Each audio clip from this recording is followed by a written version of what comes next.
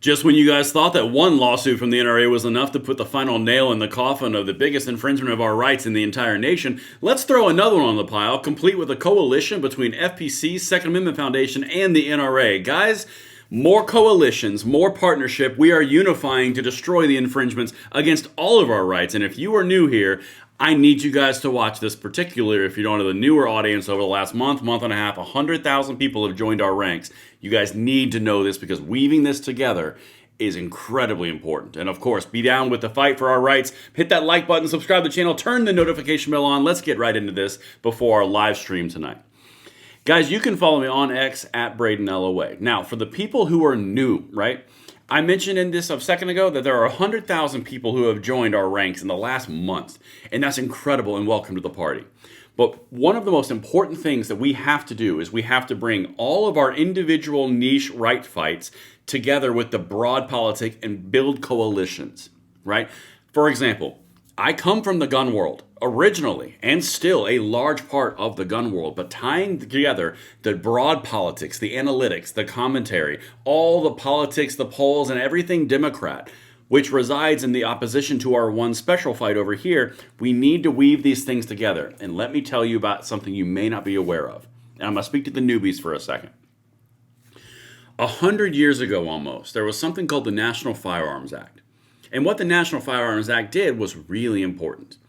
It, for the first time ever, decided that Congress could take your rights away through the power of taxation. Now, there's lots of other things that it does, but I'm going high level and I'm trying to bring you into this as you guys need to know and to build this bridge and weave this tapestry of freedom. They decided that they could not infringe upon the Second Amendment rights in the halls of Congress in 1934. And they decided, at their own words, at their own testimony, that the only way that they could get the gun control that they wanted was to issue the power of taxation, which made all of these restrictions go into place. Think of this as any of the other rights of which you hold dear. Your freedom of speech, your right to a speedy and effective trial, your right to, oh goodness gracious, prevent warrantless search and seizure. Any of the rights in the Bill of Rights. Imagine if Congress now came in and said, you can't have that anymore because we're creating a tax on your right for free speech. So therefore, you can't say certain things because we tax it, because Congress has the power of taxation. Okay? That's what I want you guys to look at while we're going through this entire thing. Let's get into this because this is a big one. NRA rising like a phoenix, building coalitions, which is exactly what we need to do. All right. This is Jensen versus ATF. NRA files another lawsuit challenging the National Firearms Act. And now we're going to get a little bit more into the details. This is why we have to build these coalitions. To my people in the gun world and my people in politics general, you have to understand what the opponents of freedom are trying to do through individual actions around congressional usurpation of rights, executive bureaucratic usurpation of rights. That's why we fight everything and tie it all together.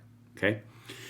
Thanks to President Trump and his historic One Big Beautiful Bill, the NRA and gun rights advocates successfully repealed the unnecessary and burdensome $200 tax imposed on the law-abiding citizens through the National Firearms Act. While the elimination of the NFA tax marked a significant victory, our work is far from over. The NRA will not rest until the National Firearms Act is eliminated in its entirety, and today's filing in Texas marks another critical step in that process. John Comerford, NRA ILA Executive Director. Now, a lot of you who are familiar with this concept would say, Braden, what are you talking about? They filed this lawsuit with a coalition several months ago. You're absolutely correct. This is the second one. They're now doing a second one in a different circuit.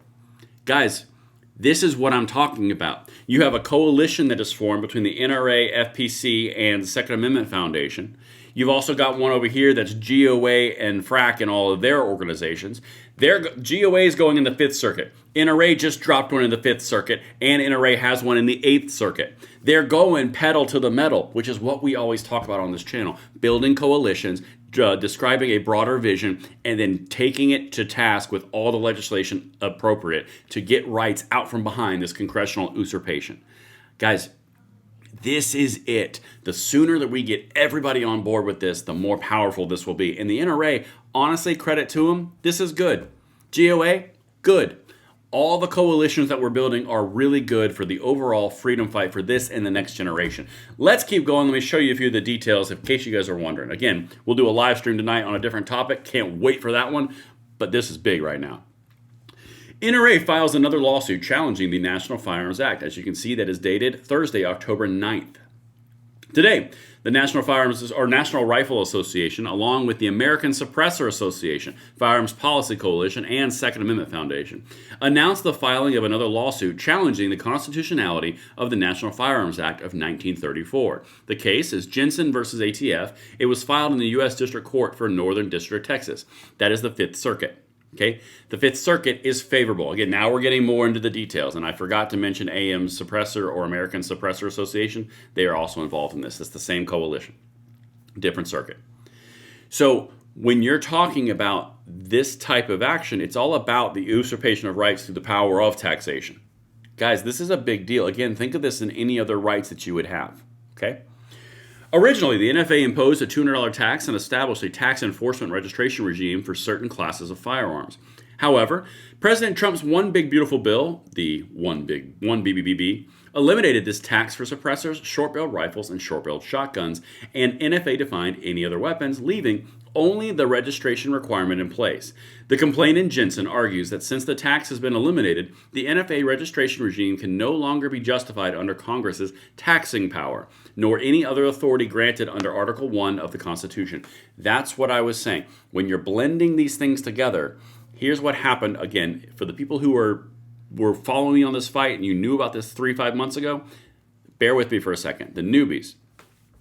This fight for the One Big Beautiful Bill removed the tax completely from the National Firearms Act for lots of different pieces of the legislation and lots of different firearms, which was the sole piece of information that was making it legal and constitutional because they were taxing the right, even though you can't tax a right constitutionally. Think of freedom of speech or voting, right? You can't tax that right. It's unconstitutional in multiple aspects and multiple decisions. Then they removed it. Well, now all they're doing is they're infringing upon your rights, again, either voting or freedom of speech, because they want to, and there's no tax anymore. The original reason was taxation. The taxation is now gone, but now they're just keeping your rights. Yeah, that's going to go over well. That's what they're doing, okay? That's the entire point. And I'm going to jump over here. Everything's linked if you want to dive deeper, to the actual announcement from FPC, who is also involved. Because this, guys, again, building coalitions like this is very broad and very powerful. And the NRA has done 2 now. Here it is from FPC, Firearms Policy Coalition, Brown versus ATF, lawsuit to strike down the National Firearms Act. Federal Second Amendment challenge to the National Firearms Act. Plaintiffs, that doesn't matter. Defendants, ATF, eat it. Litigation, I don't care about that either. Here is the actual complaint itself. As you can see, the complaint for declaratory and injunctive relief. What they're doing is they're going after the NFA completely. Now, what that means, and you can see right there, and again, all this is linked as I mentioned, there's the NFA language, there's the One Big Beautiful Bill, and they're referencing the the constitutional infirmity in the above respect. So, guys, here's it in a nutshell. You now have coalitions forming in the freedom side on the 2A side, which is going to directly weave into all the other fights that we're seeing with the Supreme Court, from the voting stuff I talked about this morning in a short, from the overall push of the constituency into the right direction, like literally the right direction. All of this is coming together. We are winning. We have been emboldened. The people who are in the places of power in these organizations see the tides moving in the right direction. NRA has now 2 coalition lawsuits in 2 different circuit courts. GOA has 1, and they're all going after the same thing. Guys, they literally told me off the record that they are putting as many irons in the fire to double or triple the success. We've got fighters, guys, and I know y'all consider yourselves ones as well. Everything will be linked. Let me know what you guys think, and I will see you on the next one. I'm Braden. See you later.